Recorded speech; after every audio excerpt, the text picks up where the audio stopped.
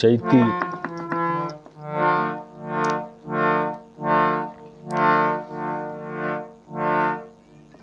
आज रामनवमी के त्योहार बा।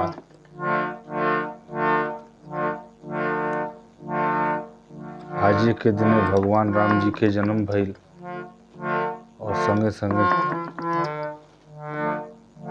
लक्ष्मण भरत शत्रुघ्न जी के भी जन्म भइल। लेकिन जन्म से पहले के वो गीत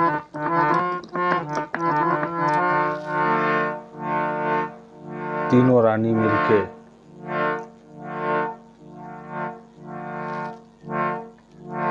राजा दशरथ जी से कह तरीका कि कब हुई है गोदिया में ललनावा हो रामा कुल के दिया नवा कब हुई है गोदिया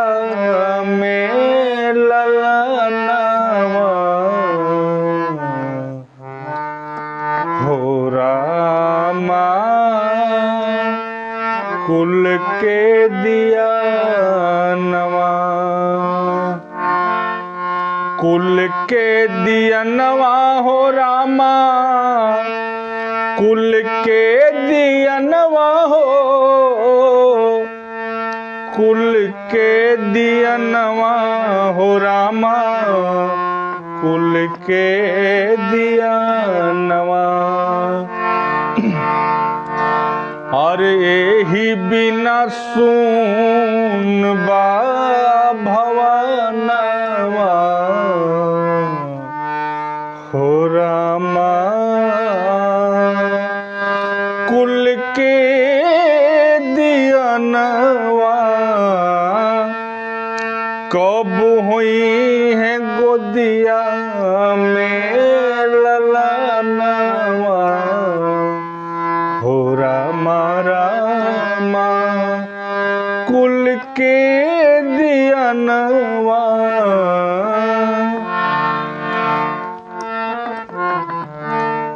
और क्या कि जीवन के 3 गो पड़ाव बीती गईले बाकी आजुले नाए को होरिल भइले आई गईले अब चौथा पानवा हो रामा कुल के दिया नवा आई गईले अब चौथा पानवा हो रामा कुल के दिया नवा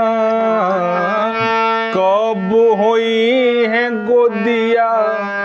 में ललनावा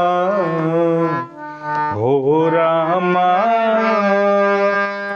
कुल के दिया नवा।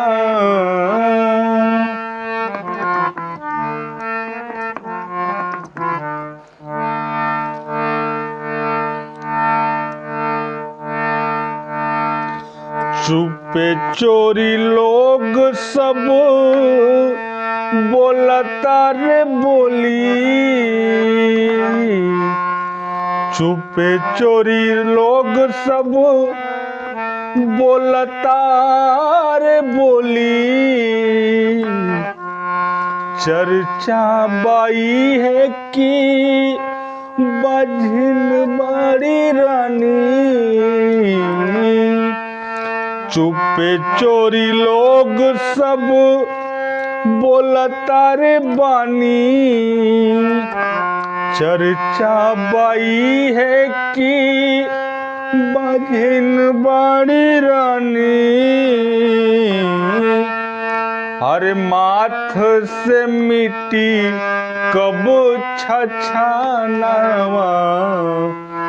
हो रामा कुल के दियनवा माथ से मिट्टी कबो लछानवा हो रामा कुल के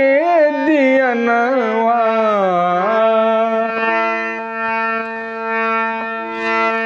कब होई है गोदिया में ललानवा हो रामा कुल के दियनवा कब हुई है गोदिया में ललनवा हो रामा रामा कुल के दियनवा।